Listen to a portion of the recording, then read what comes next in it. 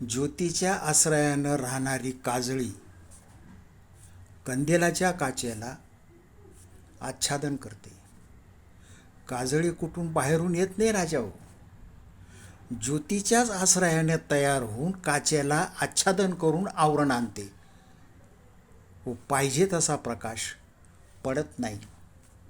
तद्वत आत्मचैतन्याच्या आश्रित असलेली अविद्या जीवाच्या ठिकाणी आत्मस्वरूपाचे भान होऊ देत नाही.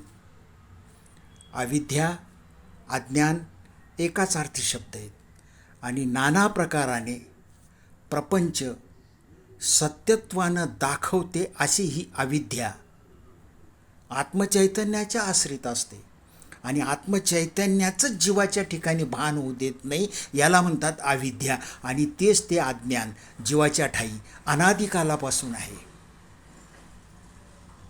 अनादिकालापासून आहे.